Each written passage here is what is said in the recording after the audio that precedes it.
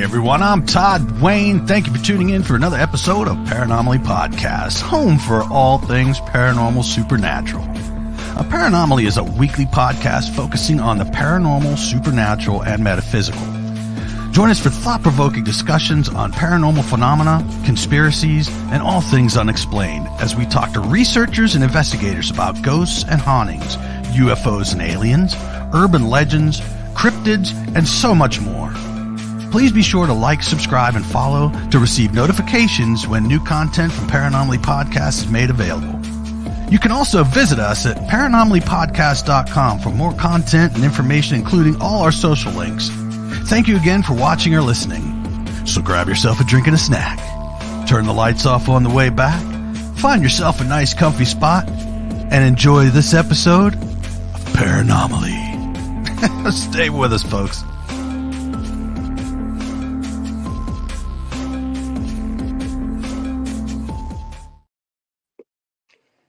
All right. So I just want to say a few things before we get started. First off this is a special edition, and the name is Darkstar Project. And there's going to be people saying, well, what is the Darkstar Project? And I can't tell you because it's top secret. And I can neither confirm nor deny the name Darkstar. So, but Jim, I thank you very much for being able to be here. You as well, Susan. I'm so glad that we could get together and come up with a great discussion. Yeah, it is. Go ahead. I'm sorry. I didn't mean to cut you off. Oh, you're good. I just said it is a great discussion. Yes. And with that, tell us a little bit about yourself, Susan, so people can get a little bit of idea of who you are and your kind of bring us up to speed with everything that got you to where you are today. Yeah. Okay. Well, I'll try to make it quick, so I'll take your time. Yeah. So I think I've told you this before. When I was younger, like a little tiny child, learning to talk, I guess, 2-3 years old, I was telling my mom and my parents, my family, all these fantastical things that was going on at night in my dreams, my quote dreams, right? And as I got older, the stories got more colorful, I guess. And so my mom actually wrote some of those stories down. And they're lining up with a lot of the experiences I'm having today. Like they're plugging holes in together from the stories from way long time ago to now. But so in other words, I was gifted as a child, and I have these amazing experiences with light beings or angelics, whatever you'd like to call them. They would come and visit me. I would see, also like family members, deceased family members, and just talk about them like it was a normal thing, So I was always fascinated with paranormal, always fascinated with, the ghost hunts and the hauntings. And in college, I played with a Ouija board. I mean, all the stuff. I did all those things, but kind of like all of us, we kind of programmed out of it, pushed it down. We didn't really pay much attention to it, in our young adult years or whatever. So even like a teenager or whatever. And plus, too, at the time, there was not a lot of information readily available for you to learn more about the experiences that you're having or learn about paranormal happenings, because I was in college. I'm going to tell them my age. I was in college in the early 90s. So that was way before social media or any of that stuff. So we didn't have all the ghost hunting shows and those kinds of things. That's interesting. So what was your interpretation of it all then when you were younger? What frame of reference did you have then, to explain it?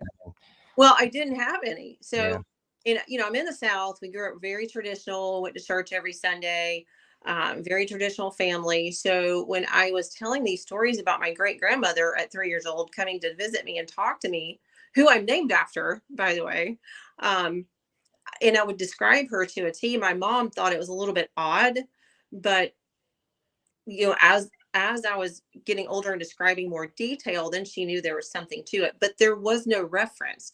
And I'm glad that my mother and my family did not, push it away or say, don't do that. That's bad. That's evil. You shouldn't be doing those things. They didn't do that. They just said that great imagination.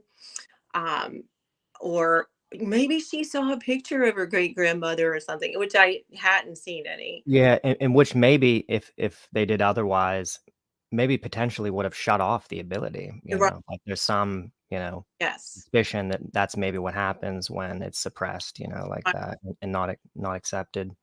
Right. And that's, I Mhm. see that a lot. I've seen that a lot with other of my peers or, other people I grew up with that would have these experiences. And then it would go to more of the, you know, you shouldn't be doing that. That's not something that's evil or bad or whatever. Thankfully, they didn't do that. And, when I was a young child, I just had that natural acceptance for it. I thought that it was normal. I thought that everyone experienced these things. I thought everyone had a friend named Gabriel that came and talked to them, this glowing light being. I didn't know the difference. And for example, when I was really young, I could see auric fields around living things, including different colors, So, but I just thought everybody could do it. So there was no real reference point to that. And then I just kind of grew out of it a little bit, and it sat there on the back shelf for a long time. And then one day when I started hearing like clear audience messages was in 2020, June of 2020. But 2016 is when this whole journey actually started. I was, seeing things. I would see like strange things in the sky, or I was seeing shadow people. It was like the activity was becoming more, very, very apparent in my daily life. When you say strange things in the sky, what in particular do you mean? Lights in the sky, objects, disk object, or? Yeah, or I'd catch something in a picture that wasn't there when I took the picture, like that. I was having moments like that, and things that I would notice, things that would stand out to me. And for example, I started seeing repetitive numbers, like number sequencing, all the time. All the time. That's a big one, I think, for people. That was one of my first experiences, and that went on for quite some time, and I had to kind of come into my own understanding of what those were for me. And like I said, shadow people, I was seeing shadow people a lot. In your peripherals, or Yes, just in your peripherals? in my, but a couple of times when I was out early in the morning walking my dogs before I went to work, and I was like straight on looking at something that was darting in and out behind the trees in the front yard, but I could tell that it wasn't a person, but it was something. You could clearly see it moving, and that kind of freaked me out. So I did have like a few freak out moments during that whole episode. And then it just progressed. And then, shortly after, I would say a couple of years later is when I really dove back into communication, because I knew that I don't know, remember what it was. I think I was at home. I was working at home one day, and I had one of the ghost hunting shows on. I don't even know which one it was at this point, but I always watched it, just had it on in the background. And then that's when somebody pulled out a DR60. And so I was like, that's really cool. That's a really cool thing. And getting the responses like that on that kind of recorder. And so I got, that kind of sparked my interest back into communication. And I knew that there had to be a way to communicate. I always knew that. So that's how that kind of sparked that side of that. I was just random television show on TV that, and somebody brought out a DR60. And So a lot of people don't know what a DR60 is. It's just it's a very old digital voice recorder. yes, some people believe that it really picks up the spirit communication. It's very controversial with that device.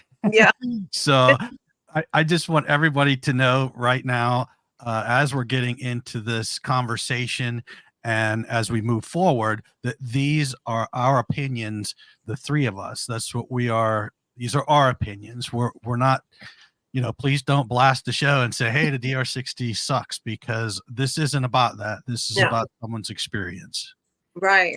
I'm glad you said that, Todd, because as we get into the conversation, I mean, it is all based on my personal experiences and my, perspective of things from that experience that I had. So, or, anything that I've learned so far on this journey is all me, I kind of steer away from people that come forward as if, and saying truth about something. You kind of have to leave your mind open for things. Mm-hmm. But yes, all this is my personal experiences and my perspective and of things. So I'm glad you said that. It's just for discussion, for discussion. So, but ER60 is a cool little thing. I had one at one time, but me seeing that on that show is how I got back into like more of the paranormal work and the communication. And that's when I learned about the instrumental trans communication, the ITC research. And I was really heavy into that for about 1.5 years. And that was probably my foundation to where I am today, because then I started becoming more clairaudient. And then I spontaneously got a big, long transmission one morning. And when I was watching and with my dogs and coffee before work one day. I mean, I was not in like meditation or trying to connect. It was spontaneous. So that was a pretty heavy experience. So that's interesting. In this long communication, that was on the DR60. No, that was the DR60. Oh, okay. I was going to say, yeah, I didn't realize that on devices like that you would generally get long communication. So yeah, but that was okay. In meditation. Well, this was one morning. So the DR60 was when I was really heavy into the ITC research. And then like a year or so later is when I had my first experience, a clairaudient experience. No equipment, no nothing. I just heard it. And I think I told you about it, Todd. It was just spontaneous one day. Early in the morning, I was sitting on the couch with my dogs, had the TV on, drinking my coffee. And then I heard this message.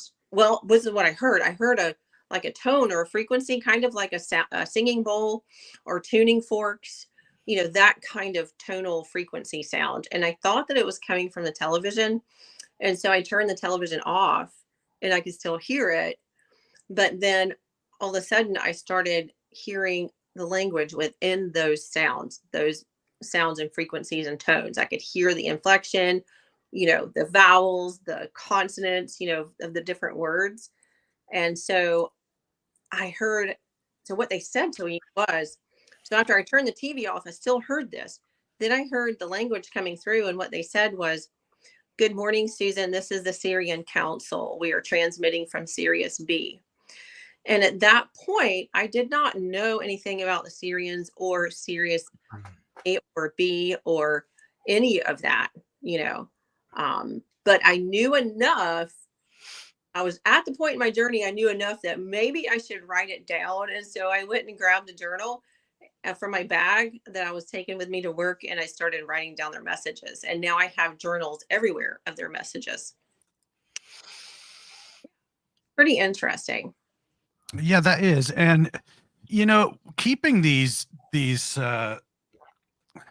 journals allows you to go back and kind of compare from then to now to see possibly what a message is for you.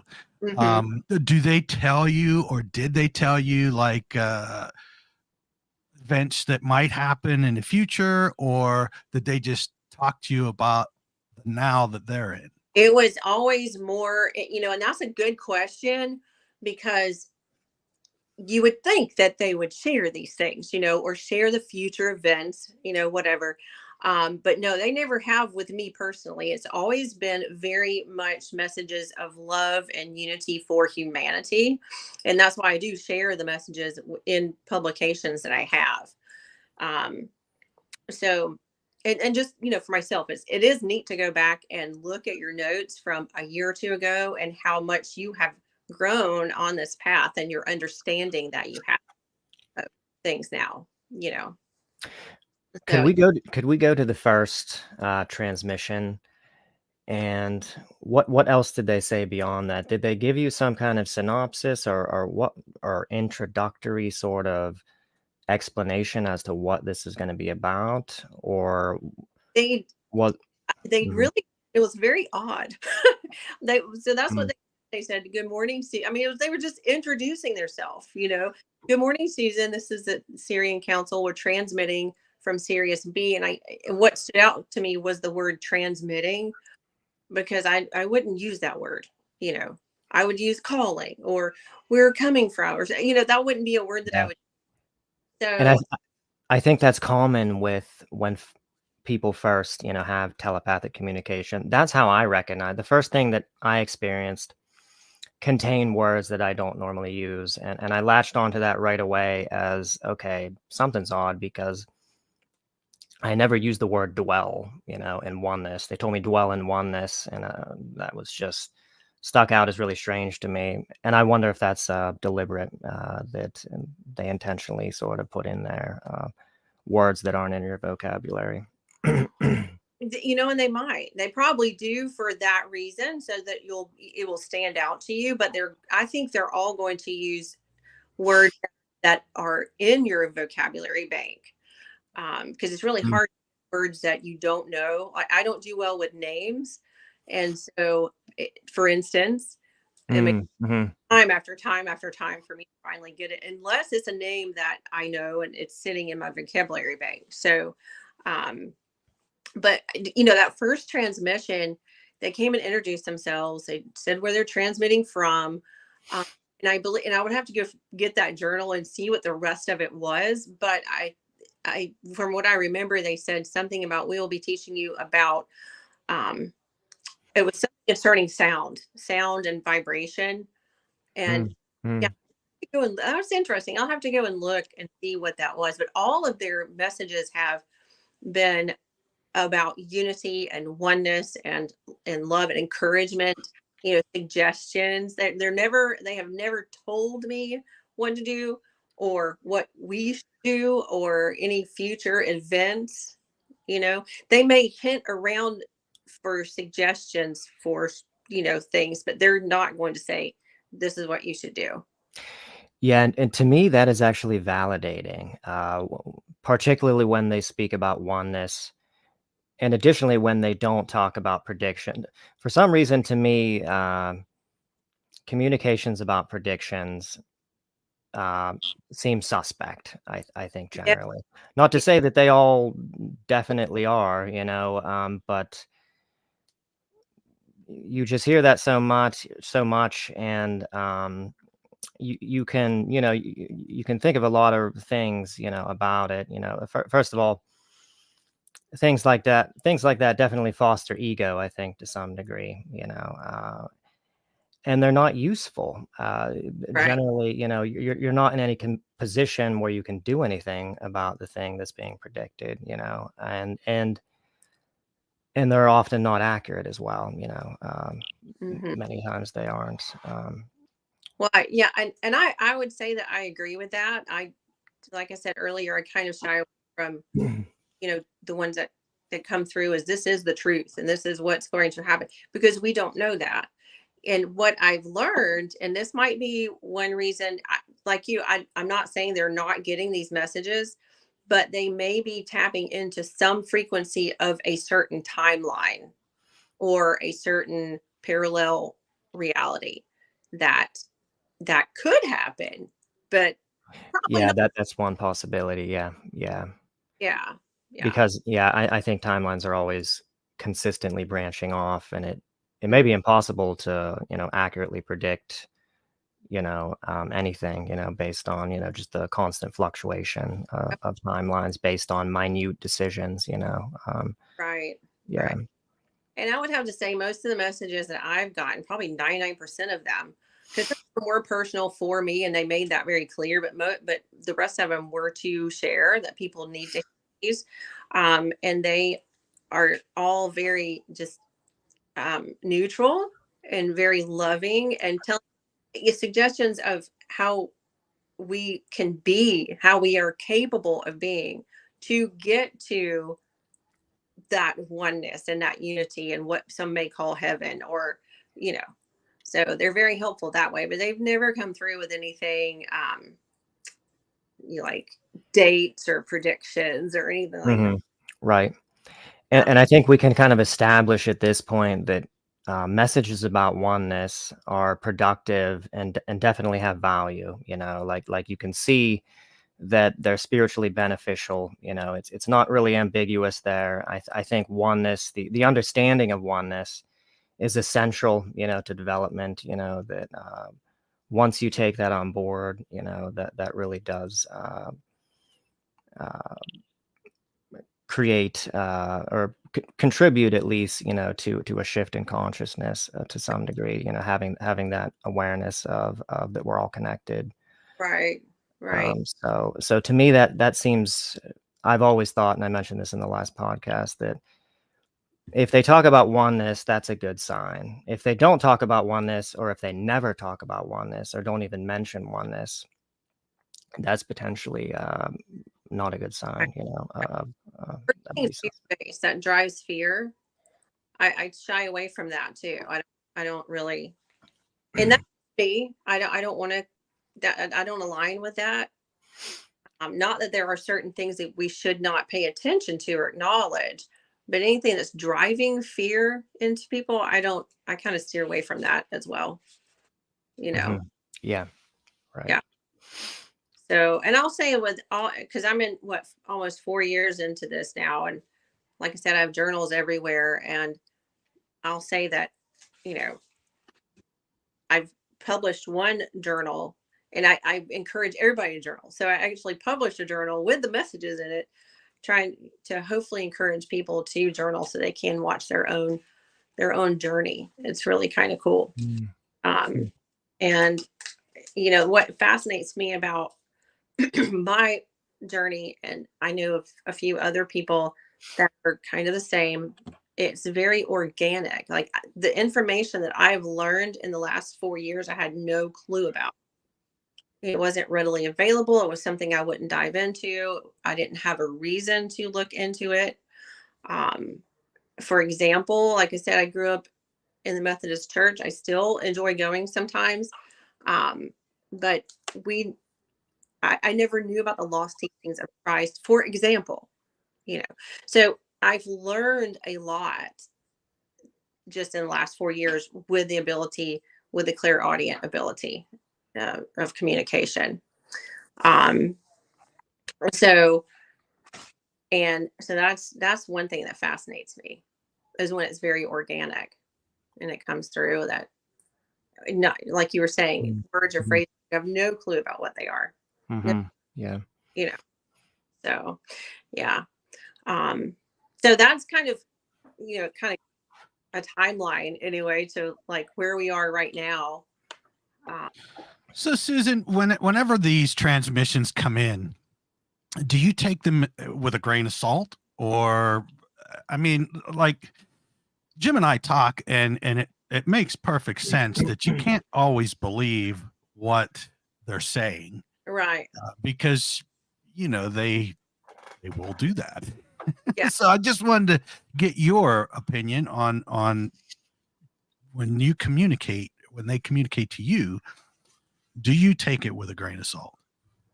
I I'm very neutral to the information, I guess, and just kind of Hmm. take whatever it is they're offering. I write down word for word because I don't ever go into a trans state. I'm semi-trans, so I'm able to write. Uh, it's not, I can't read it. Sometimes I have to translate it myself after that. But I would say that what was the question again? I just lost my thought. Remind me. It's hard. I was just asking if you took their messages Oh, yes. seriously. Yes. I mean, I take them seriously, but I remain neutral because in my experience, their messages have been very beautiful. And like I said, they're not only for me, but they're for other people.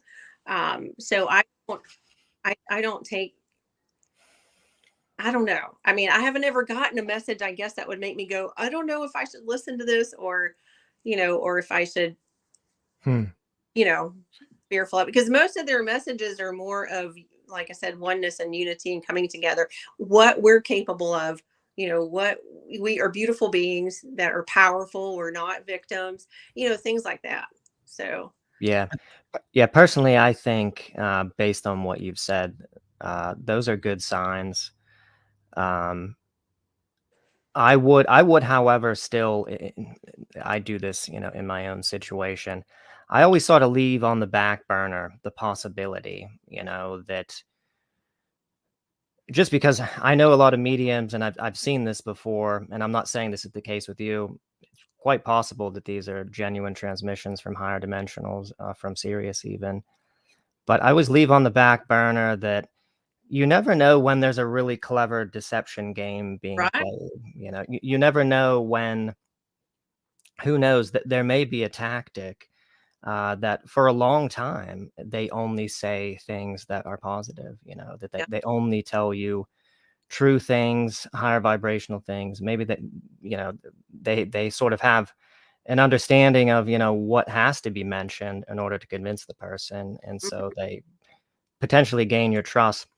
Not to say that that this is always the case, but I always wonder, and suspect, and have actually witnessed before, sort of deception campaigns like this that are a kind of long game of sort of gaining your trust and then changing their information slightly, but maybe in an imperceptible way. Right. And I agree with that with other people. Their work will start out very positive, and then all of a sudden there's a shift in it.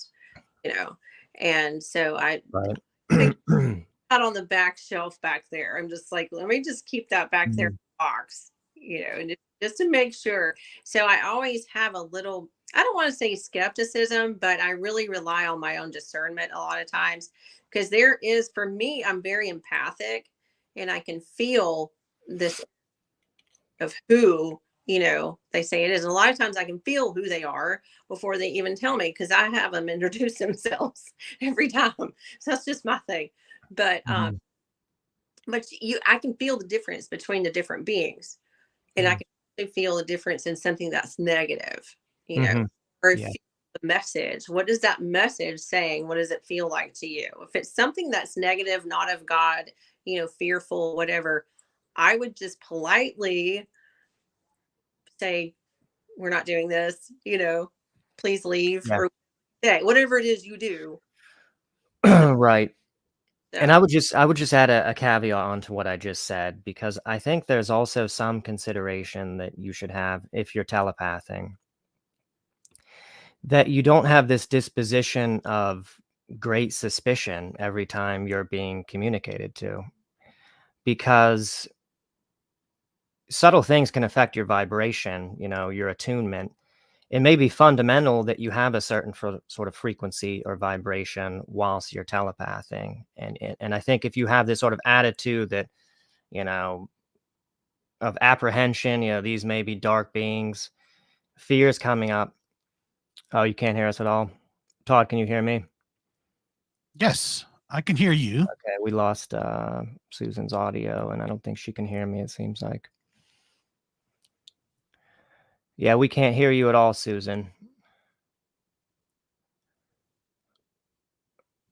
She can't hear. What should we do? Just hang out for a second. Yeah, let her reconnect, maybe.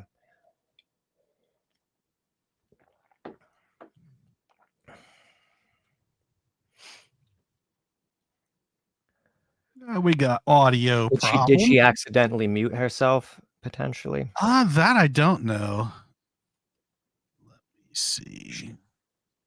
She can't hear us, I think, is what she's saying. Let me give her a text here quick.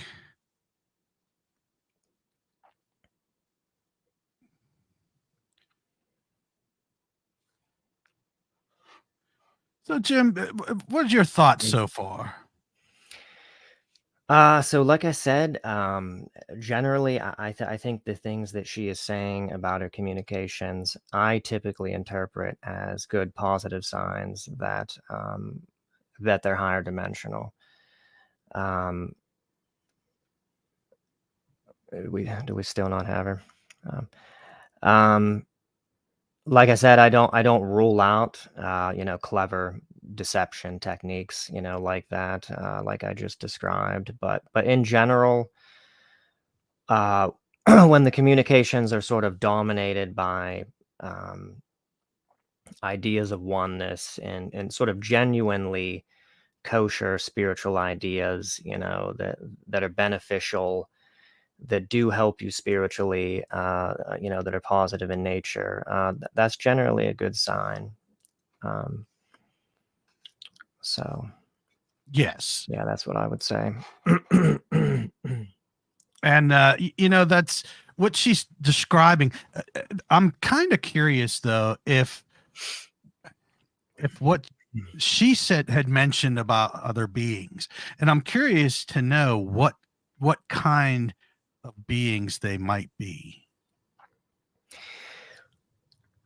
So in her case, it sounds like they might be higher dimensional extraterrestrials, like either fifth or sixth dimensional extraterrestrials. I mean, I've heard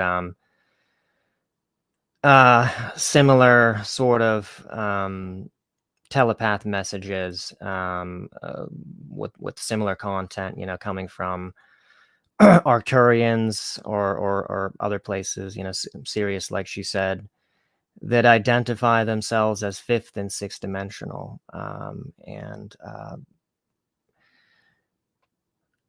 it's difficult to say. I don't think we have a full picture of what they're exactly like and what is their nature. But it seems like one thing that you can say is that in those dimensions, there seems to be no duality. There seems to be no negative polarity. Like in this reality, we have, sort of a negative polarity and a positive polarity. We have both sort of negative and positive energies, and all this interplay between them. And it seems as though between the fourth and fifth dimensional level, there's a kind of boundary that exists where once you're at a certain frequency level, there's no more duality. And so these beings generally tend to have the disposition of what we describe angels as having, just this kind of predominant sort of loving, caring, benevolent kind of attitude, that would never do anything that would be in your disservice. They seem to have this sort of strict sort of code of following whatever the divine plan is. Oh, I think we got your audio back, Susan. Back? Yep. Sounds good. Weird. It just went away. I didn't do anything to it. Go ahead and finish what you were saying, Jim. Well, I was just saying, Susan, I was just giving him sort of my interpretation of higher dimensionals and the sort of characteristics, that we generally have come to understand about them. Jim, we have a Facebook user. They're saying, Jim, can you explain the difference in these different dimensions? So different quality of energy. I mean, Susan, you can help me out here. It seems as though, in the fourth dimension, like I said, there's this dual nature of energy, or duality, where there's both a negative and a positive polarity. And there's obviously, because of that, a kind of interesting sort of contrast that is created between light and dark, that wouldn't exist in a dimension where there's only positive energy, say, where there isn't duality. And maybe you can add some here, Susan. Yes, and my understanding, again, this is what I heard, my perspective about there's so many, they're sitting right here on top of us. It just depends on what your frequency is able to reach that, Right. So, yeah, I mean, you were saying the fourth is very, very much has everything in there, the exact opposite of, like the good and bad or dark and light, which I believe that we are, or most of us are. A lot of us, at least in my circle, are in the fourth already. We're kind of already there, and we're straddling this 3D, 4D, 5D thing. And it's very challenging sometimes. Right. Yeah, that's an important thing to understand, that we have a kind of multi-dimensional composition to us. We have obviously our physical exterior, our physical corporeal body, which is situated in the third dimension. But we also have energetic aspects of ourselves that are residing on these higher planes. And so we're kind of straddled in between them, is a way to put it. Yeah. And I was shown a visual one time of we gather those pieces of ourselves. I mean, we're incorporating all of those higher dimensional of us, of who we are, and our energy field into our sphere, and using those gifts and those parts of our higher self in this physical reality. But we have pieces of us. We're fractals of the one. So yeah, and that could be another thing. So I mean, there's so much. I mean, it just goes so deep. But once you have that understanding, it's there. I think we all have it. It's just bringing it out, in our own way, in our own perspective of what that is. But I'm on the same page as you are as far as, I mean, the different dimensions are they're right here on top of us. They're not out there or up there or down. I mean, it just is. Yeah, like when we were talking on the phone yesterday, I used the television set analogy, with I mean, it's different now, with modern TV, but back, when there was old TVs with antennas, or you can use a radio example as well. All the stations are right here in this space, and what we're perceiving, is a particular sort of frequency that we're attuned to. But they're all right here, and they all exist, simultaneously in this spatial dimension. Yes. Yeah. Yes. I think, as we gain and frequency, open up also. So a lot of that is happening for people nowadays. And I get a lot of messages and phone calls of strange happenings in their daily life. And I'm like, you're okay. You're not going crazy. I promise. But there are some pretty, colorful things that happen in people's lives these days that we wouldn't have thought of 5 years ago or 10 years ago. Yeah, I know. Yeah. We're aware of them, I think. So, it's super fascinating, and it's just a lot.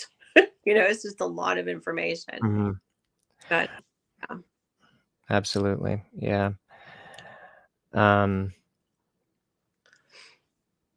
Yeah. So, do you have anything to say, Todd? Oh, I was just curious, and I was asking Jim about this. You had mentioned different species coming through. Could you describe or tell us a little bit about what these were? I mean, like we have grays and reptilian, things like that. And I wouldn't think you'd be dealing with anything like that, because from what I understand, grays are how do I want to put this? Are not very friendly. Yeah.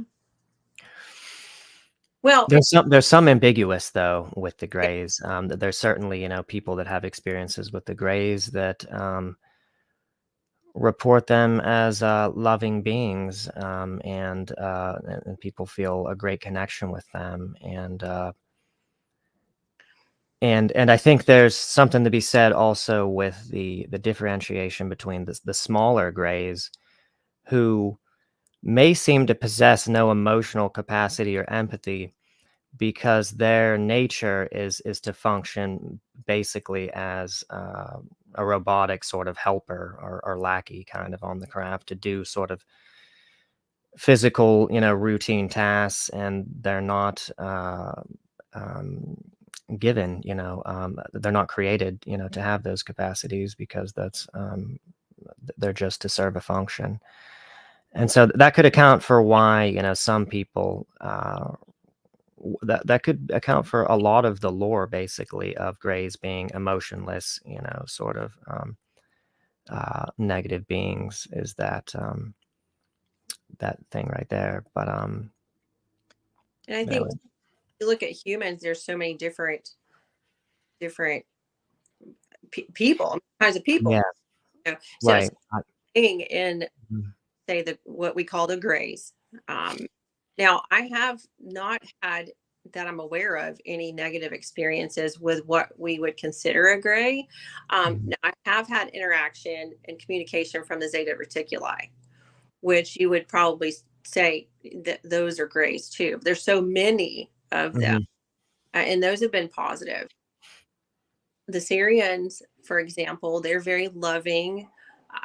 They have a certain feel to me. Their energetic frequency is very much Syrian. Like, I know in myself what that is.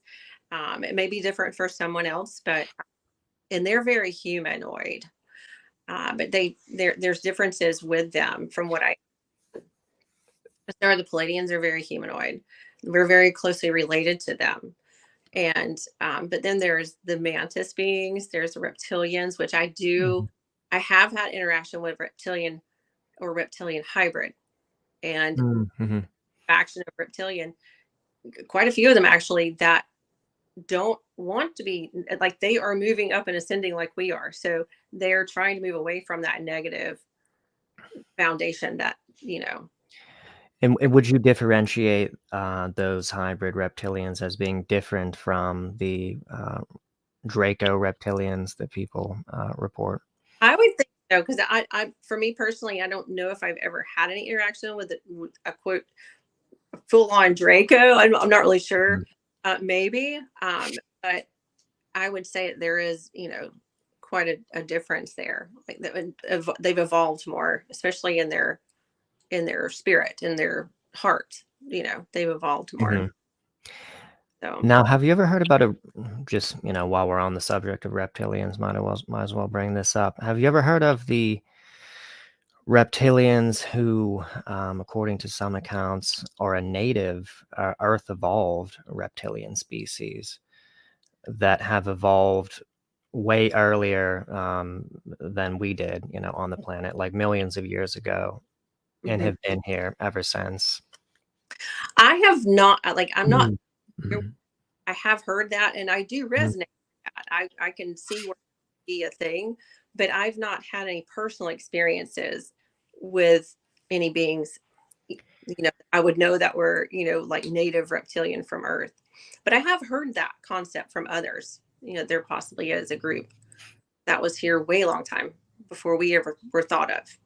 You Yeah, know, for anyone interested in that, I would recommend what's called the Lacerta files, which is a text contactee account going back, I think, to the 90s of someone, a European, I believe, who had contacts with a reptilian being who told him a really long, detailed story about their evolution, uh, their sort of interactions with other sort of humanoid species, wars that have happened. Incidentally, mentioning that the asteroid that supposedly killed the dinosaurs was actually potentially a weapon, according to this account. I have no idea the veracity of it, but it's actually a really interesting contactee account with a lot of detail. And What was the name of that? it's called the Lacerta Files, and it's Lacerta. And you can find audio versions of it read by a computer out there, and it's fairly interesting. And it seems as though, according to a lot of the modern day secret space program whistleblowers, like Tony Rodriguez and Randy Kramer and others, that we do have native reptilians in our solar system, at least, that they're on Mars, according to a lot of these SSP whistleblowers. So it wouldn't be surprising if, we had them on Earth too, or maybe there's a relationship between the reptilians who are native to Mars and the ones who are. Yes, yeah. I've heard that as well with the secret space people, secret program, and also I think I don't know what or who they were, but I have had interaction with inner Earth beings, but it didn't feel reptilian to me. It felt very almost like a combination of human, Palladian, something, along those lines, Lyran, maybe. There was that feeling, or native, felt very native too, very native. So, but reptilian, those are the only reptilians I've personally been in contact with, are either the hybrids, and they were you can still feel the reptilian part of them, but you also feel that they are trying to kind of improve that. They're working on it and trying to learn. They're open to learn and they're interested in spiritual development, it seems like. Because some species, it would appear, interestingly, I think, have no interest in spiritual development. That's not something that they're concerned about. They have a sort of dominion here in this third dimension, which I think they understand. Their hegemony that they have here would actually be threatened in some way if they were to transcend. That empires that have been created would not sustain themselves, if their populations were. I think they're so invested in the sort of physical things that they have established here that it acts in some ways as a great deterrent towards ever thinking about, transcendence and ascension into higher dimensions. And that's interesting you put it in that way, because you could almost look at humanity. How we have all these distractions, we're comfortable in that, or we were. I think we're definitely moving now, but comfortable in all of those traditions and all of those distractions. And I think in a lot of ways we have that same problem. We're so invested in the physical.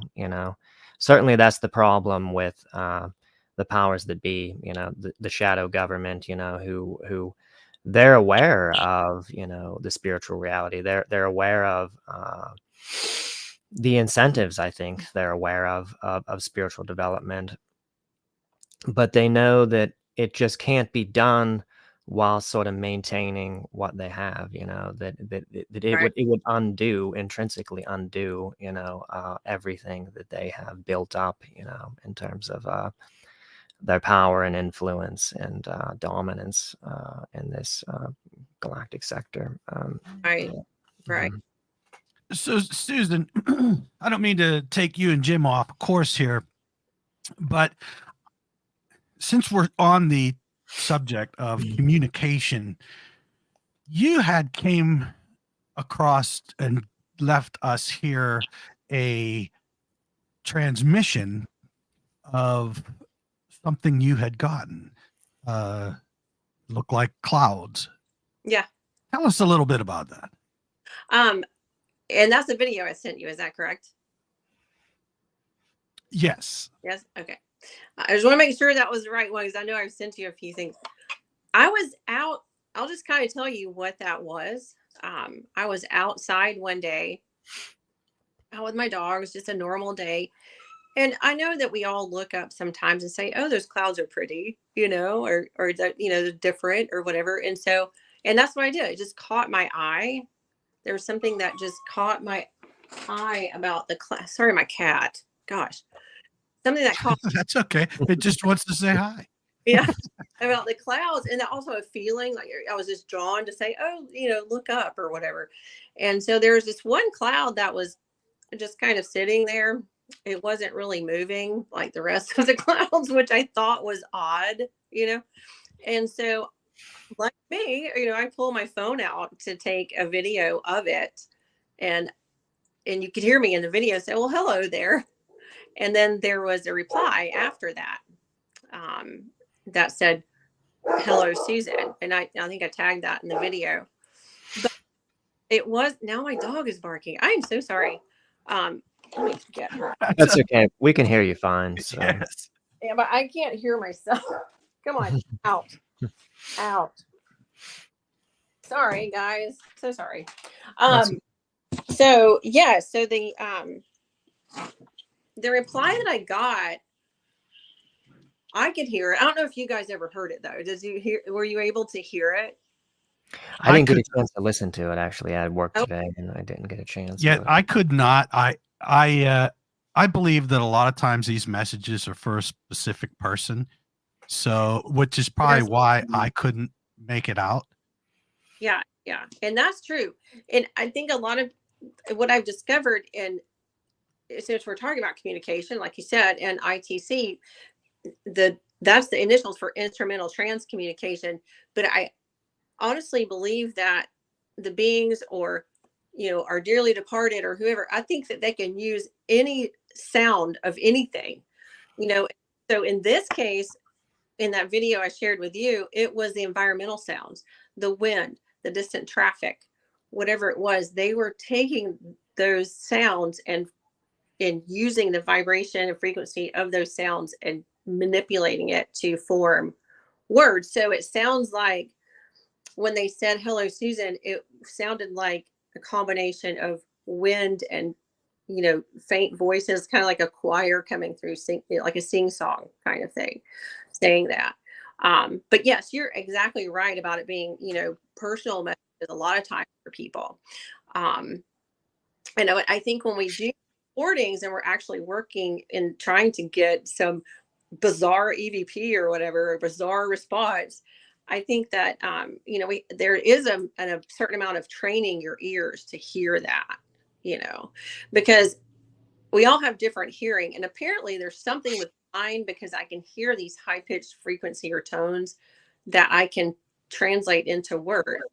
Only like during meditation I can hear it, or sometimes it'll just come popping through while I'm doing laundry or something. But yeah, it's with the cloud, I think that that's how I explained it, was environmental noises. But then there's also the transmissions with the tones and frequencies. So I don't know. I wish I had answers for, to know exactly what was going on there. But I do know there is communication.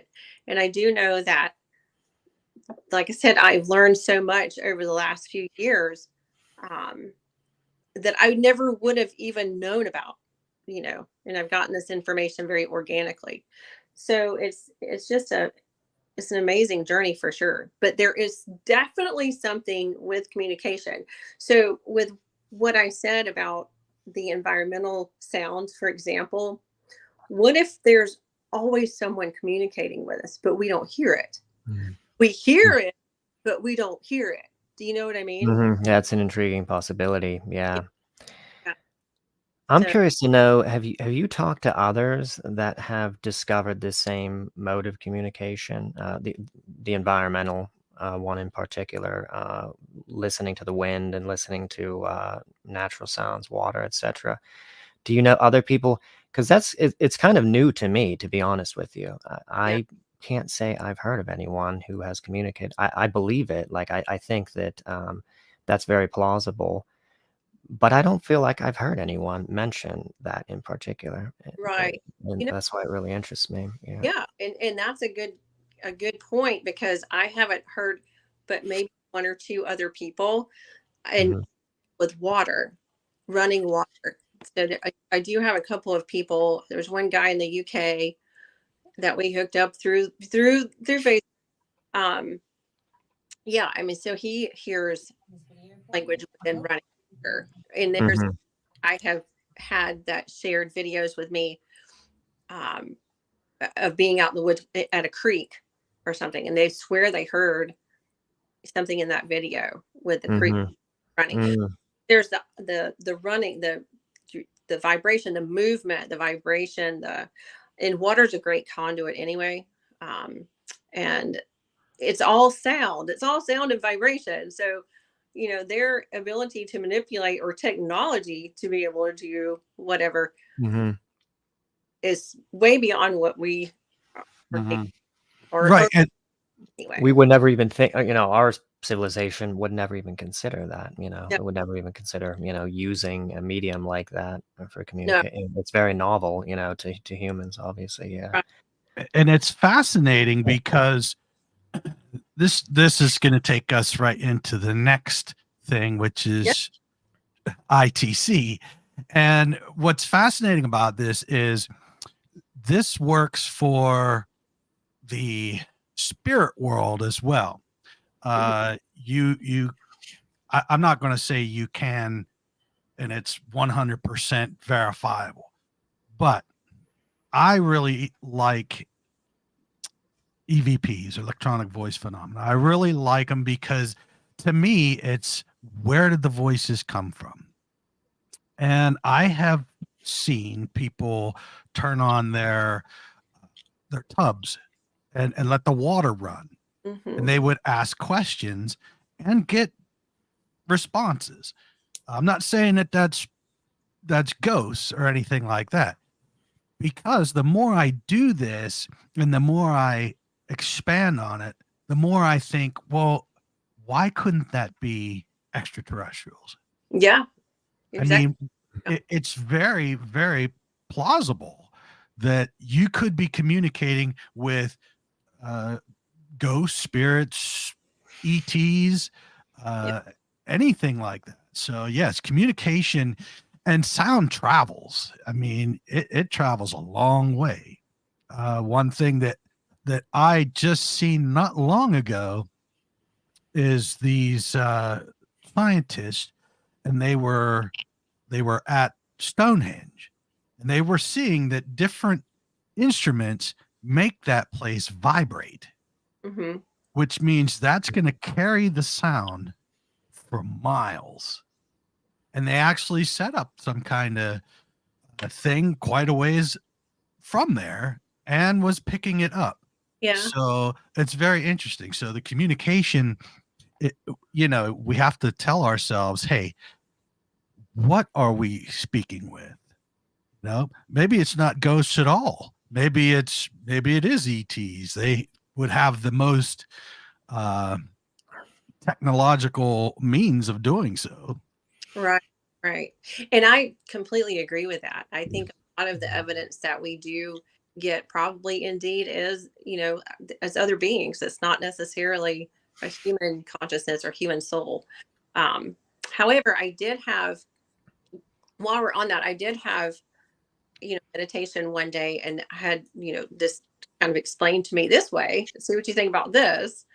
Um, that when you are talking to higher beings, like people that do channel or have connection to, the Syrians or Palladians or the Mantis beings or whoever, that being that you're talking to may be a higher version of one of your family members somewhere. That might be part of their higher consciousness. So, I mean, that's kind of a different way to look at that. That might be their true being, their true template or something. But they can come and communicate as, your aunt or your parents or whoever it is. So you're saying extraterrestrial would be able to disguise itself like great grandma? Or are you saying that, because that's interesting, because I didn't really ever think of it that way. And it makes sense that, if it makes sense to me that they would want to communicate with you in such a way that you are comfortable. Yes. And what better way than to Right. become someone you love, a relative Right. or something like that. Exactly. Or something that you understand or that you can relate to, and I think they do that to protect you from that fear, that fight or flight thing that we do as humans. But what I was kind of leaning on is that your grandmother, or okay, so let's say that I don't know, this beautiful blue Syrian being comes to you in your dreams.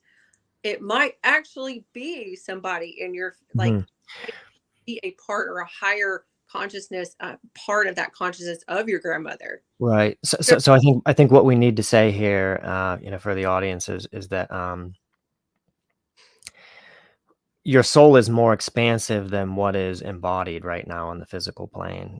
That there's other aspects of your soul that are elsewhere potentially, Right. simultaneously, maybe elsewhere on this dimension even. And that's kind of where you're getting at, I think, roughly. Yeah. Yeah. Yeah. Yes, and I'm not real familiar with this topic, so I was trying to figure it out in my head. So thank you, Jim, for elaborating on that, and Susan as well, because now I'm grasping now what you're saying. Well, I think it could be both, though. I think that, and I'll tell you this story real quick. When I had a recurring dream, like a quote dream, when I was really young, all through probably my teen years or early 20s. I'd be out in my yard with my brother, and then we would see these ships come over in my mom's backyard. We'd see them come from the south of where the river is and up over the house. And I'd get so excited because these ships, they were coming, and I'd get so excited. I'd jump up and down, couldn't wait to see the next one. But they were disguising. The ships looked like a pink elephant or a big giant flower or something that would be inviting for a child. And so whenever the last one landed, that's all I remember. I don't remember anything like that. I went up to the giant flower, whatever it was that landed, and then I don't remember anything. Same recurring dream for years. So I think that that's an example of them that presenting themselves in a way that's non-threatening. Yeah, I have heard other stories. Are you still there, Todd, or did we lose you? Where'd he go? I think we lost him. What happened? But I have heard other stories like that as well. Actually, with the Lacerta story, it is mentioned in there that the being first appeared he goes by the initials, I think, EB. The being first appeared to EB as a female human, and she was deliberately disguising herself because he would have been freaked out, by it, and probably, would not have commenced with the interview and communications if he was, terrified. Yeah. And I think I've heard a lot of other precedent for that as well, beings disguising themselves for the comfort of the humans. Yeah. Right. And, along those lines, I will say one thing that I experienced myself and what I heard other people talk about is when you are in close, it's a physical or ethereal space with another are, I think there's that protective veil there that keeps us kind of, in our space. But their frequency is so high that our physical bodies cannot withstand their energy. So that's, I mean, it just sets your nervous system on fire. I mean, so that's part of that fight or flight, because you automatically go into that state of anxiety when you feel that physically. You know, Mm-hmm. they're Do you think that that's why? Because there's so many accounts of abductees and even contactees going through a lot of physical ailments and symptoms post event, abduction event or contactee event. could And be. it's always kind of suggested that, this is potentially the craft technology, the field propulsion type of technology that they're being affected by, that is having some adverse effect on them physiologically. Could it be their energy, their frequency? That's another possibility, I would suppose. Yeah, I would think so, only because Mhm. I have experienced that myself. And it just makes sense. And I've had other people, mention that as well. Um, Mm. and I would say that that probably, does. I mean, their vibration is so much higher than we are. They really have to dumb themselves down, I guess you would say, to get, down to where we are so that we can tolerate them. Um, Mhm. so, but we Mm. still feel that. We still feel that high frequency, which puts our nervous system into a state of anxiety or shock or fear. So, and you'll hear a lot of abductees that say, that are all that they've had nothing but negative experiences, and it might be because of that. It may have been Mm. more perception than it was actually what was really going on. Um, Mhm. that makes sense. Yeah. Yeah, yeah, absolutely. Yeah. So, yeah. Mhm. So, Susan, tell us. We had touched base on just a little bit on this subject of the Intergalactic Council Yes. and the Secret Space Program Alliance. Mhm. Tell us a little bit about that. I was very interested in Yeah. that, and it was just a quick thing, and I'd like to learn more about this. Yeah. And I'm going to be learning right along with you because this has been a relatively new thing for me. Um, and this is one group, and I say one group, it's a huge group of beings, a huge group of, around the earth right now that is helping, protecting, guiding, suggesting, whatever. Um, they use ITC to communicate, I think, but in a different way, than the other beings. Well, explain that. How what else would you use ITC? Well, Because it's kind of all the same. It's it is, just how you use it. yeah. And I, well, we're used to seeing like the equipment and things like that. This is not equipment. This is me hearing the message in a very mechanical, tonal way. So, like, would it be? It's like telepathy then. It is, yes. You're getting the signal. Hmm. Well, well, no, because they're sending the signal and you're interpreting it. So Yeah, yeah, they're okay, I got you.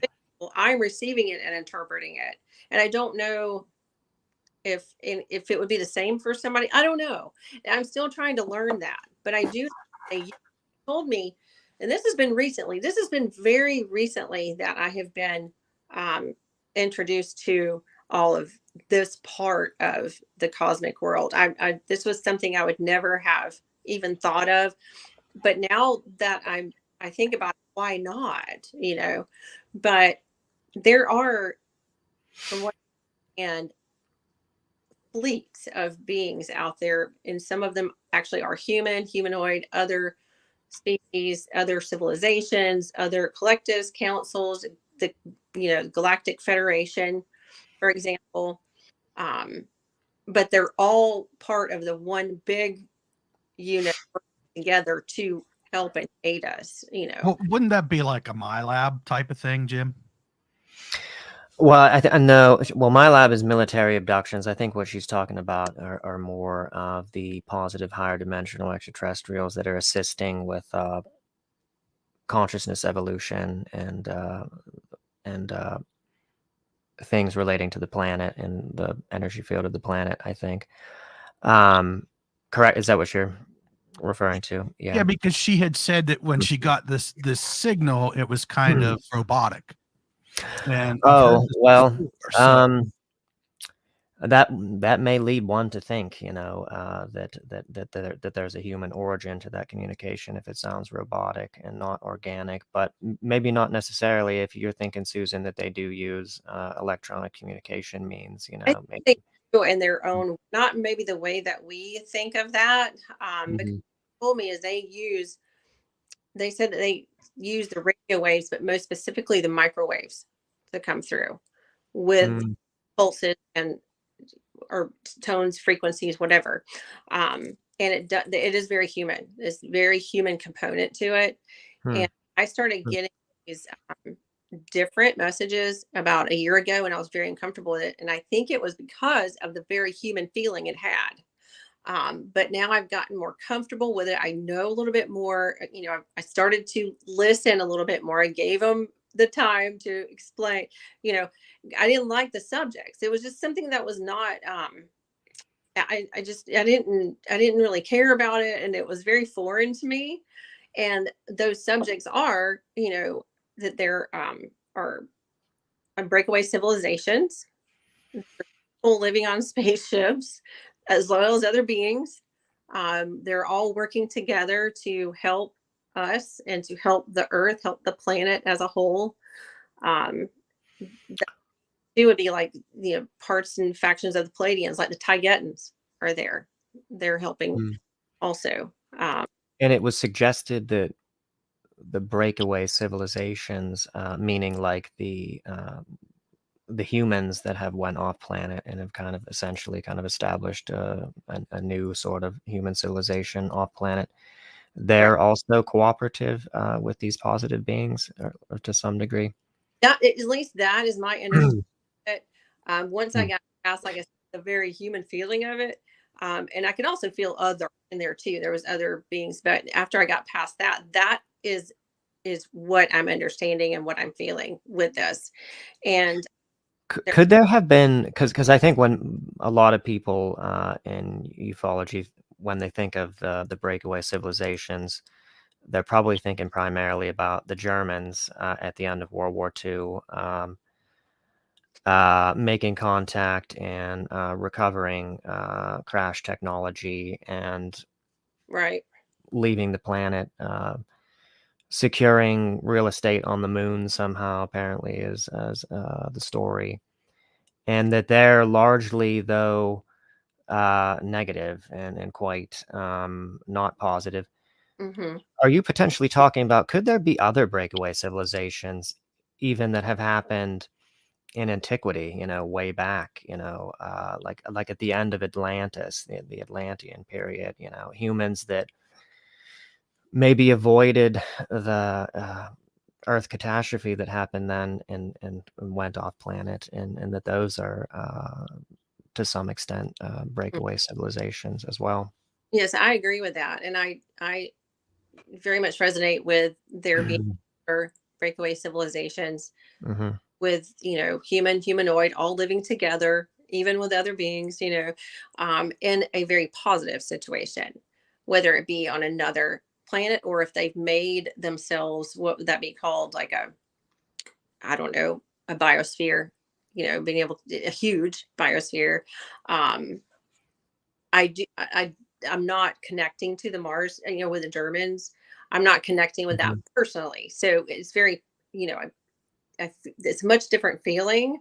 um and they've not said specifically, but I feel like from certain things that they've said, there is an actual physical place, whether it be a planet or, like I said, a huge ship that they all live on. But I do feel like there's way more than just one, and not only out there, out there, not only that, but inner Earth as well. There's been, civilizations inner Earth that escaped the deluge, going inner Earth. Hmm. Um, I would totally think that it could be, you can go in or you can go up. So Hmm. go Yeah. out. So yeah, I mean, Maybe that's why there is an inner Earth to begin with, or right, why there was ever any colonizing of the inner Earth to begin with. Yeah, because there was problems going on the surface, that made the Earth uninhabitable for a period. right, right. So Jennifer has a question. She says, do you have any thoughts on areas like Skinwalker Ranch? Why one area would reportedly have a concentration of activity? Now, Jim, you and I will be talking to Katie Page, who is really big with the MUFON, and she does have experience with this.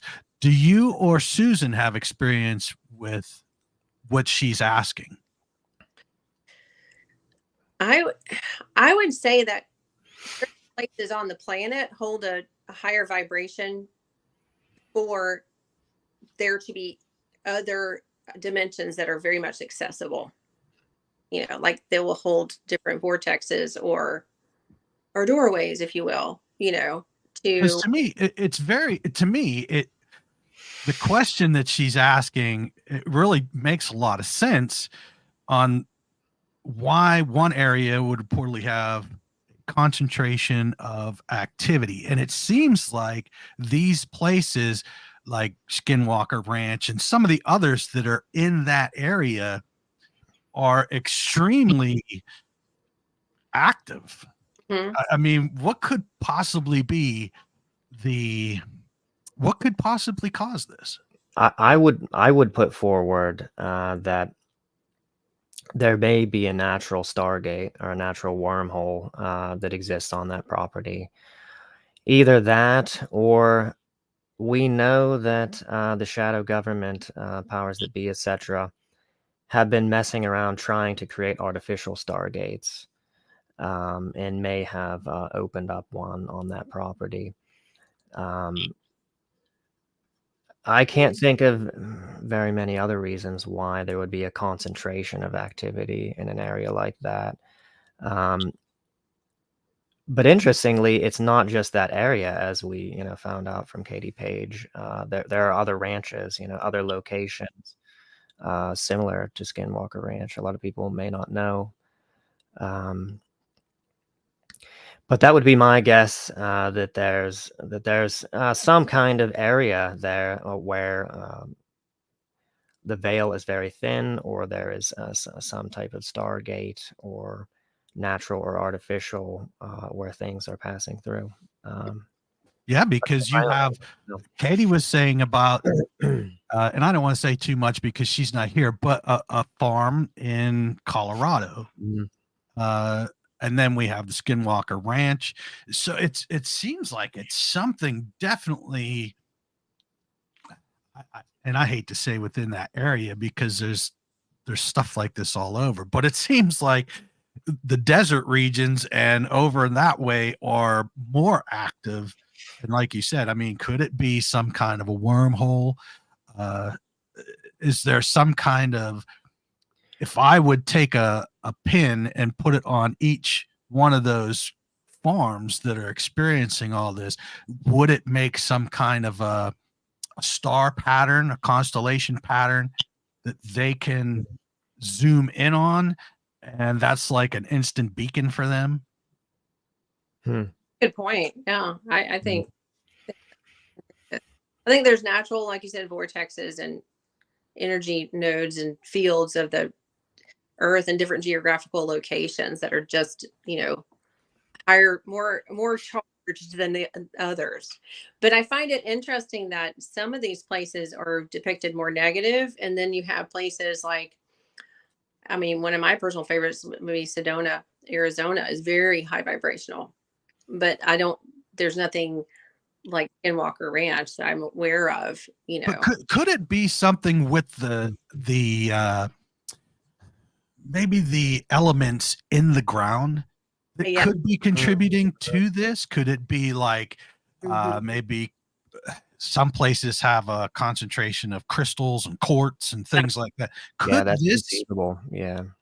Okay, all right. Yeah, and I just was like, well, could it have something to do with the components of Oh, absolutely, yes. I believe that could make a huge difference. Yeah. So, okay. and I think as we are, rising in more awareness and awakening, or whatever you want to call it, I think it's going to be more common for people to have experiences either with communication or something like I don't really want to wish Skinwalker Ranch on somebody, but you know what I'm saying. I mean, we're going to see more, have more experiences. People are going to be more aware of things, and I feel like, this, what I'm experiencing, I think a lot of people will start, or more people will start to experience, and it's pretty strange, you know. Yeah, absolutely. I never would have thought there would have been a whole fleet of, well, I never thought about it. I had no reason to. Whole fleet of people, humans, human hybrids, other beings that are just, right in our orbit, watching out after us. What do you think that they are technically doing?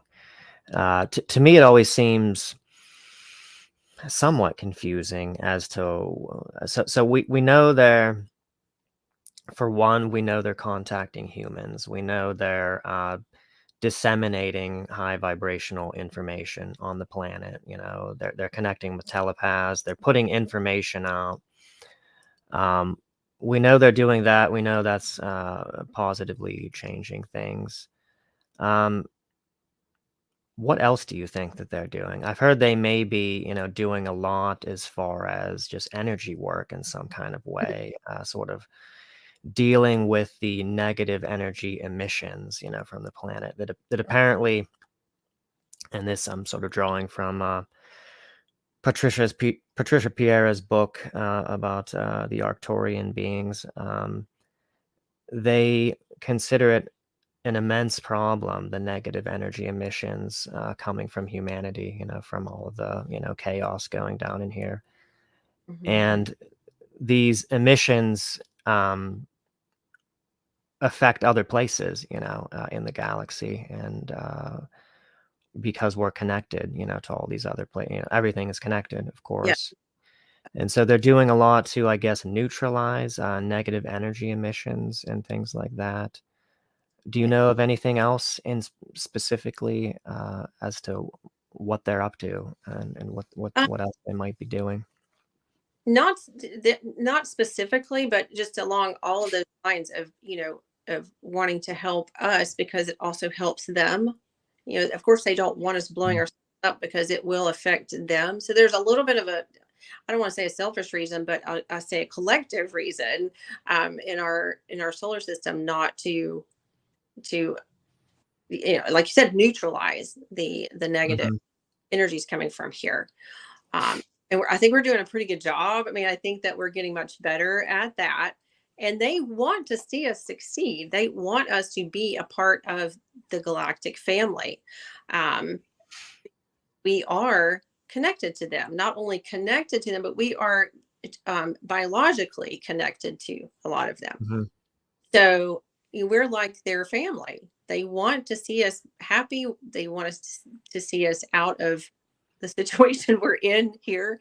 They know that we chose to do this, to learn and to grow and to help. But they're rooting us on, they're cheering us on, and to be able to come finally be in as the galactic family together. Because we were in quarantine for quite some time because of all the nastiness that happens here. And there was some nastiness within the secret space program that, from what they shared, those more what you would call negative programs ended in the mid to late 70s. So, and to say that the beings, kind of give them a little bit of understanding here, or they did not understand that they were scaring people or they were hurting people, because like you said, a lot of these beings that were doing the actual work were the minion grays, I guess, that really didn't possess it, the emotions, didn't understand it. And that's one thing that they're studying is emotions. So I think there's, not only are they there to help and guide and to protect to some degree, but they're also learning from us. They're learning a lot of things. We're the most complex emotional beings in the solar system, and in our little galaxy here. I was talking to Jim about this, and this is just my opinion about this. Could it be that that we are actually the aliens, Yeah. but they are way, way, way far ahead. Yeah. And the reason I say this is because when I hear about different abductions and things like that, it's all done by telepathy, communication. There's when I hear about grays and someone getting abducted, it's like there's no emotion.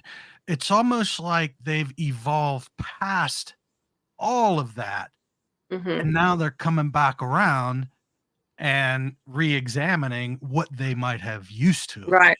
Yes. Does Yeah. that make sense? It does. Yes. Jim, what's your thoughts on that? Well, Yeah, so sorry. Let me tell her to hush. No. that's okay. Just reiterate that real quick, Todd. I'm sorry, I lost my train of thought. That basically that we are the aliens, and Mhm. from now here they are millions and millions and millions of years later, and they are coming back around, examining us to find out part of their lineage. Oh, do you mean to say that the aliens are future humans and future humans have come back, and that we may actually be the Greys? Some people actually think, well, there's some whistleblowers, even some that I think are credible, like Dan Burrish, who has suggested or was told by the J-Rods that he was in contact with, or at least one of them, that they are us, that the Greys, or what we recognize as the Greys, are future humans that are 40 to 50,000 years advanced beyond the point that we're at. And plausibly, I mean, you could see how, our bodies might change drastically to that extent, in such a large amount of time. And if they're looking for, if they have advanced to the point where they don't need any emotions, because emotions get in the way, if they don't need any of that, but yet they see us and they're like, hey, wait a minute. If we was that species at one point, we want to get to know all of this again, this emotions and things like that, because it seems to me that you talk to somebody that's been an abductee and they get these visions, these things that play on their emotions. It's almost like they're trying to get the emotion part from you. Hmm. Bud Hopkins believed that. Bud Hopkins believed that the visions that abductees go through of catastrophic events may have been kind of psychological experiments to see how we react emotionally to things. I just want to add here, though, I don't really think, or I'm not sure that they are without emotions. Like I said, I think there are these smaller Greys that people experience that may not have an emotional capacity because essentially they're automatons and they're just meant to do the procedures and just sort of carry out, the menial tasks that they're trying to do.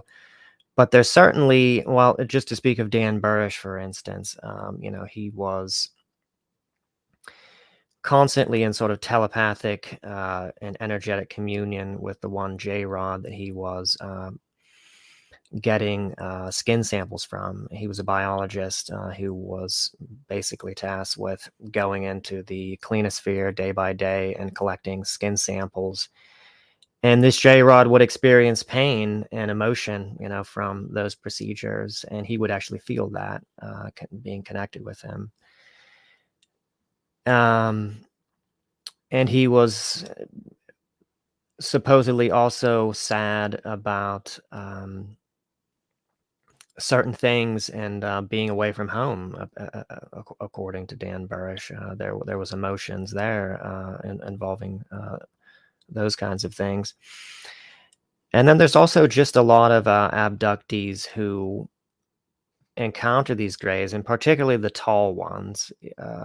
not the shorter ones, that seem to exude really powerful emotion, like more powerful than they've ever felt before, emotions of love and compassion and kindness and so forth. And so it's unclear to me whether the grays actually are emotionless. Maybe there are. I mean, it's difficult to begin with to sort of delineate what are exactly the grays to begin with, because I think that based on, a lot of contactee accounts, I mean, gray looking beings have been seen with humanoids, have been seen with other species, like there may be this sort of standard sort of helper sort of creature, automaton being that people identify with the grays, that exists, that has been seen with other races. And so it kind of really confuses the picture as to what the grays actually are. But I don't know. It's just, I don't know. Do you have any thoughts, Susan, on that? Could it just be like a stereotype? Because when you talk to people that have had these encounters, it's almost like because they're emotionless, they're mistaken for, they don't move their mouth, or because everything is now communicated through telepathy or however they do it. So now their mouths don't move, and maybe they don't need to smile or anything like that. So maybe it's a stereotype. And I'm just thinking, oh, well, they're completely emotionless because they don't seem to. They didn't have, from what I understand, they didn't, they cut off, like it within the secret programs and the secret space program.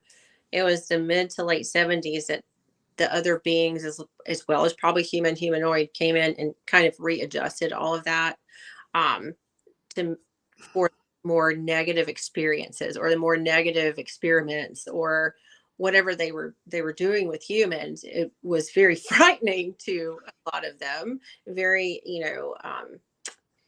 invasive.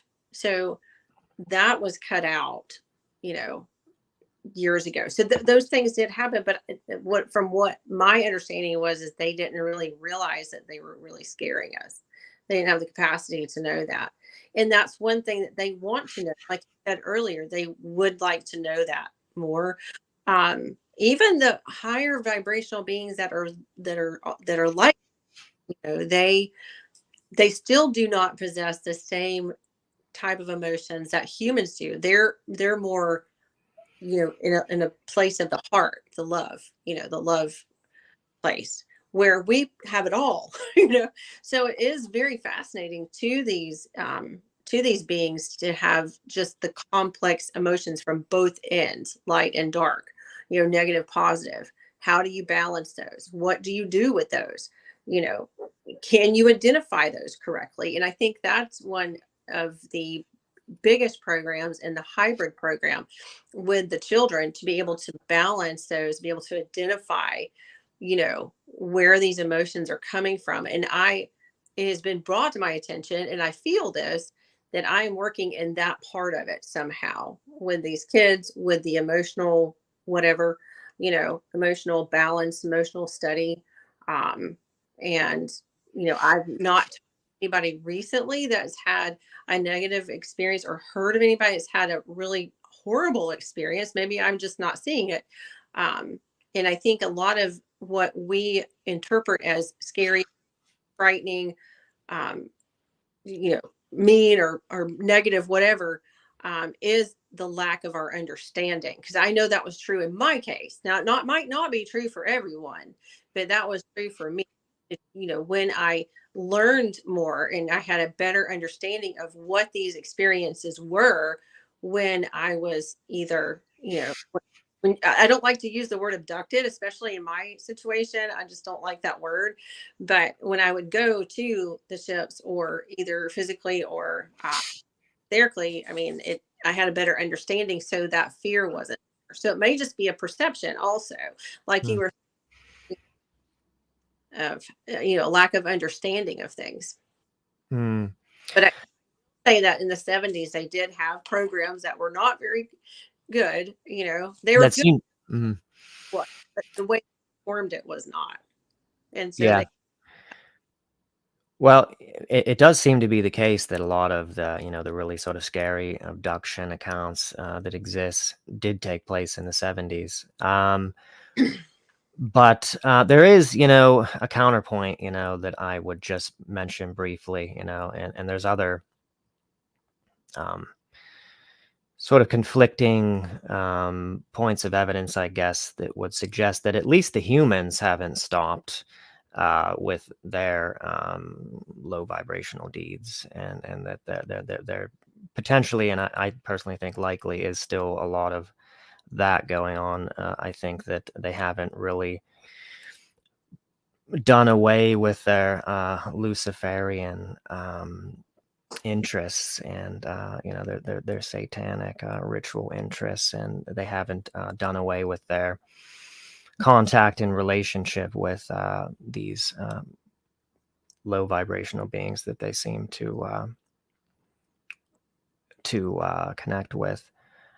But I don't want to go into all that in depth, but you may be right to some extent, Susan, because it does seem to be the case, and a lot of people have noticed this, that abductions have dropped off, or at least the reports of abductions have dropped off quite significantly, to the point where you don't really hear about them much at all now. Yeah, you don't. When Which you one, at least the ones that I've heard recently of visitation, I guess you could say, they weren't negative. There was nothing negative about it. Yeah.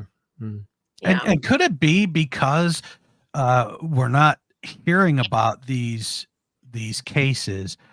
Could it just be because of how we are in today's society? Things are more open now. Back in the day, people just would not talk about aliens and UFOs for fear of ridicule. The same with ghosts and things of that nature. So could it just be because we are more accepting now, that they don't really need that, I have to be heard and believed? I think that's very true. I think that probably holds a lot of weight with that. I think so. Just and that goes along with not only your individual understanding, but as your community, you have a better understanding together of maybe what this is, and a brighter understanding, not so dark. And so I think that has a lot to do with it. Yeah. Because I do see a lot of groups out there for abductee, contactee experiencers, and they have their own little support group. Well, I don't know if they're little, but they have their support groups, and some of those places have a lot of people in them. Yeah. So they are obviously, they're looking for answers, and maybe by being in that group, since we have this technology, they are able to figure things out as well. Right. And which, by the way, you still hear abduction reports in these groups, but there generally isn't a lot of activity in these groups. You notice, if you look, when you subscribe to these groups, the amount of posts, per month, in general, they're quite small, which is maybe another potential indicator of how many abductions are actually taking place. So, Jim, do you think that, like, I know, like, sightings, a lot of UFO sightings, do you think that this drop off is because now we're more aware, and people are seeing UFOs more commonly, and it's just becoming like it's just a normal thing? You know what I'm saying? Yeah, I don't know. I mean, the reasons for the abductions, to begin with, seem to be largely about collecting genetic material. I don't know if our sort of being accustomed to the ET presence on Earth would necessarily negate, the needs for that. I suspect it must be something else. Potentially, the consortium of positive beings, has put into effect some kind of policy and is obstructing this somehow. I mean, I know there's contactees and people who have suggested this, that there's been some kind of laying down the law, for lack of a better word, by these higher dimensionals who are trying to put a stop to this. But it's still uncertain whether it has actually really stopped, and if it hasn't, then what does that mean? Or maybe, I mean, could it also be, I mean, there's probably a lot of reasons we could come up with. One reason might be that the hybrid program, for which they were collecting the genetic material for, has progressed to a point to where it's no longer necessary, to collect this genetic material, maybe. Yeah. No, that's a very good point. That makes a lot of sense. Susan, what say you? I I think I agree with that. As what I understand from my downloads, transmissions, what I remember in lucid experiences, they are trying to like perfect this whole emotional balance with the children, which it is going to help us too. I mean, that's helping us as well. I have only experienced the positive, except for what I didn't understand in the very beginning. And it's interesting that you bring up genetic material, because the last experience that I had, what they were retrieving something from my spine, my back. And apparently, sometime before that, I had expressed the fact that I would like to have a lucid experience and know what's going on, or, see the whole thing through, because a lot of experiencers will only remember parts and pieces of their experience. And I've had the privilege of being able to experience a whole visitation or a whole experience. But they did. I mean, so the beings that came to me, I did not, they came to me. Okay. And I was in my room, and I was in there alone, which is unusual because I have 4 dogs, but I was in there alone. My husband was watching a football game or something. I don't know. It was just a normal day, and I had laid down to just kind of chill and take a nap for a little bit. And this is when that happened. And I could feel the beings that came into the room. There's always like this thing that happens before an experience. It's almost like you feel like you're moving out of your body, or you feel like tingly all over. I don't know if you guys, but that's been reported a lot. I haven't experienced that myself, but yeah, that's not uncommon. Yeah. yeah, it's a very distinct feeling for me personally. And I'm sure everybody has their own distinction of that.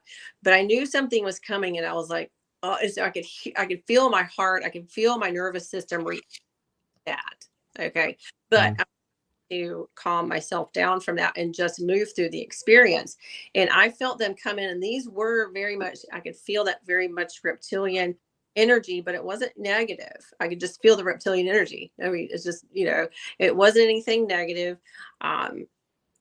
For that reason, I think that they were reptilian hybrid that are, that were trying to evolve more. And they were the ones doing the procedure. There was a mantis being over to my right, big, tall, with a robe. He was white, and he had a robe on, and he was overseeing the whole situation. His name is Thoris. And somehow I'm connected genetically to him. I'm connected to him. And there's another story there.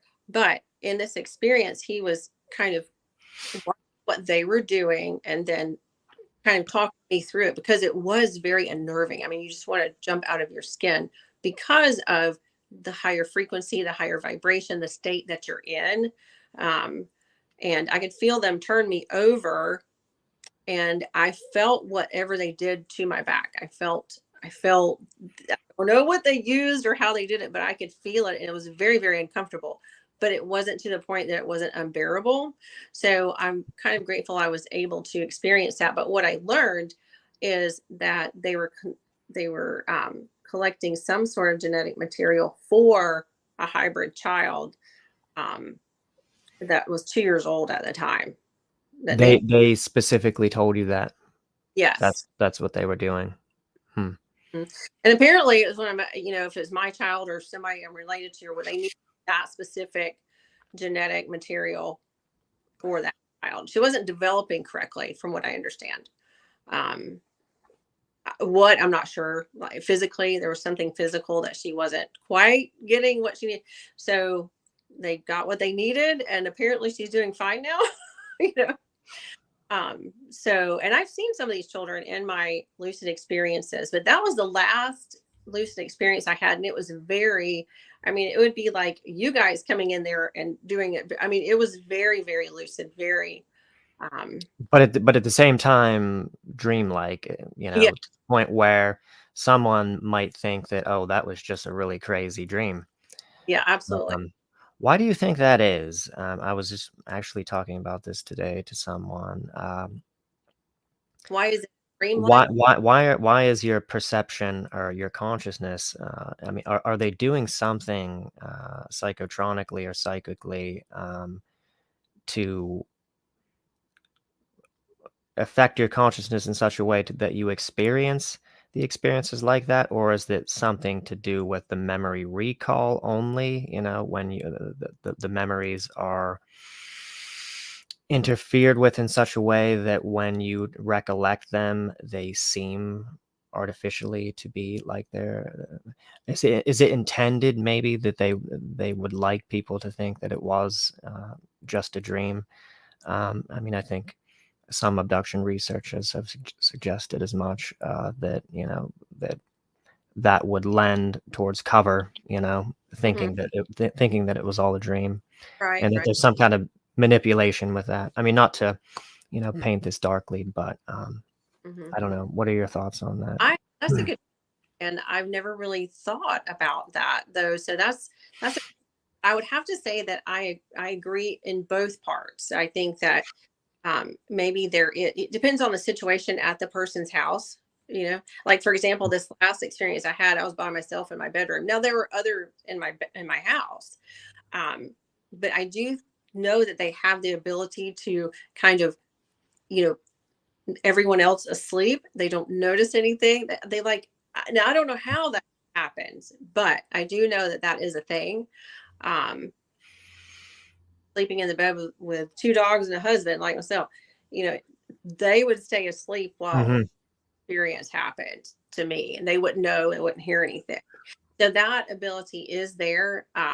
As far as remembering in a dreamlike state, I think maybe that is for the fact that we can maybe process it a little better. It depends on how we process it, how we handle it. Um, It wouldn't um, disrupt your life nearly so much, if it was a sort of vague, sort of dreamlike memory. If it was very, you know, like normal memories, like a real event happening, I mean, that would really, you know, right, destabilize you, and right. adversely affect you, which they may not want to have happen.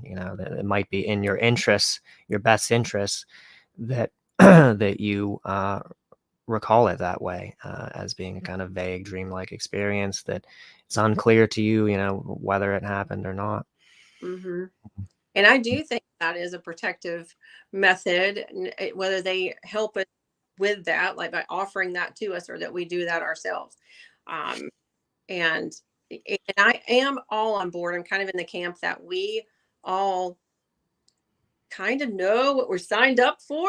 Like with the abductions, for example, if you want to call it that, we knew that those were going to happen with it. Like we agreed to do that. That's my personal opinion on that. That's my personal belief, because I feel like that was my personal experience. I feel like I did sign up for these happenings before I was ever incarnated. Mhm. And so, with that understanding in itself, it makes it a lot more open and free to enjoy the experience if you can, and, open to just more awareness of it. Now, Susan, we have a question here.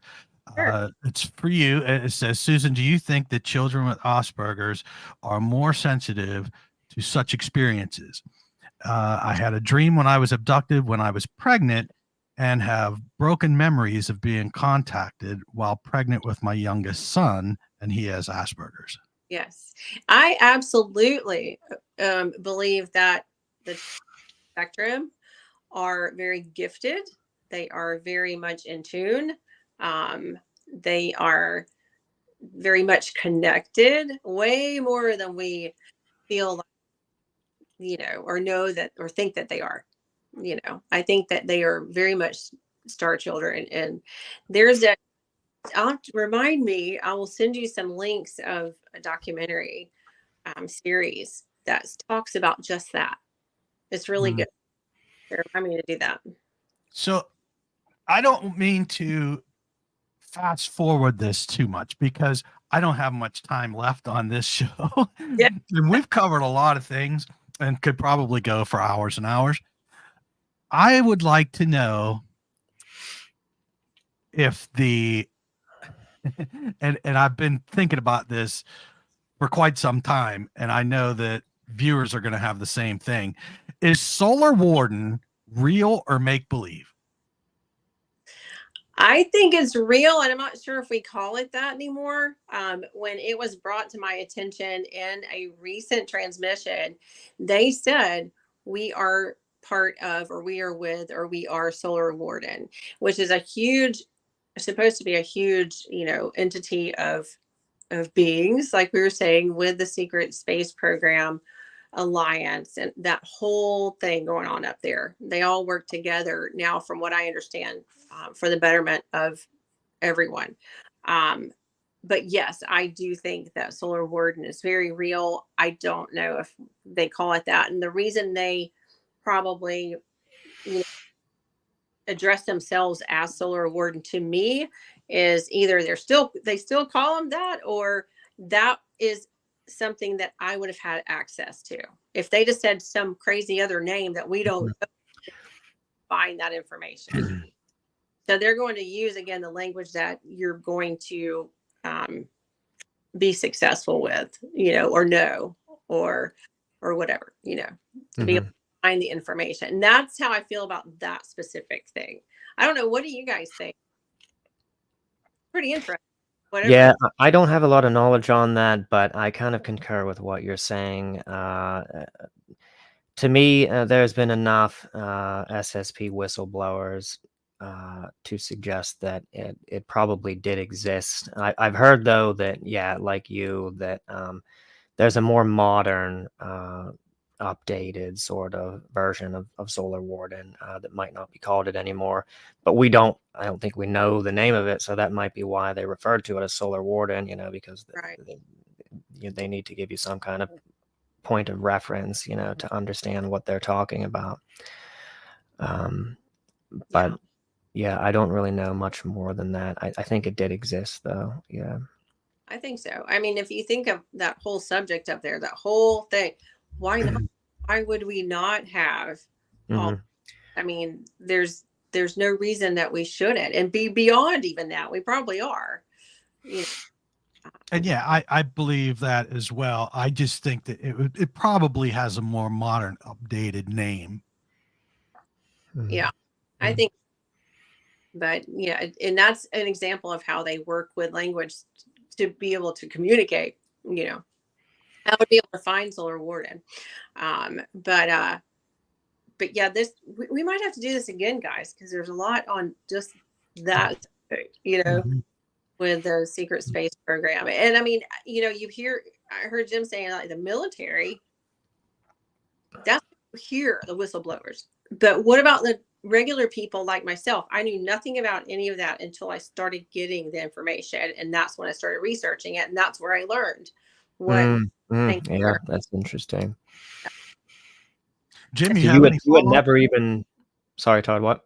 Do you have any follow-ups for that? Oh, I was just going to say, so you had never heard of that name before, even that that was totally new to you. Oh, so that's interesting. Yeah, that It's been a yeah. year for me to get to where I am now, but I didn't know anything about, before I certain words, phrases that would point me in that direction. I found certain people that I would watch, and and so this has been it's been a process for sure. But no, I didn't know any of that. Just like when the Syrians, I didn't know what that was either. So I'd been not there was no exposure to any of that. But yeah. Wow. This is incredible. This is an incredible conversation. And it's a shame I got to cut it right now. Yeah. But I think that this should be a continuum. We should have a continuum to this. It was very, very good. A lot of information going out there. And Susan, I definitely want to thank you for coming on. And I love this special edition Darkstar Project. So I think we will probably keep going with this kind of episode. So, but I want to thank you so much for coming on and giving us your insight. And Jim, you as well. And Jim, I'll also see you in a little bit here. And just remember, thank you everybody out there for watching and listening and joining in on the conversation. And remember, this is our opinions. This is Susan's experience. So I don't want anybody to get confused like we are, seasoned ufologists or so. But yes. Well, everybody. So, but I enjoyed it. Thank you. Yes, we'll have to do it. We'll have to. Yeah, lots to talk about. All right. Well, fantastic. Jim, I'll see you in just a bit then. Thank you. Yep. All right. Bye-bye now. Bye.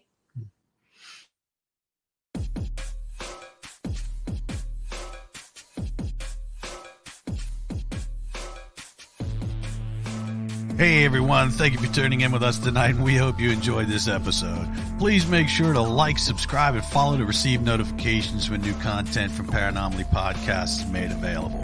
If you believe you have something paranormal happening in your home or business, or you believe you may have witnessed a UFO, a UAP, please send us your stories, your photos, videos, questions, suggestions, or comments to paranomalypodcast@gmail.com. You can also visit us at paranomalypodcast.com for more content and information, including all our social media links. Thank you again for watching or listening, and we hope to see you on the next episode. Paranomaly. Thanks, everyone.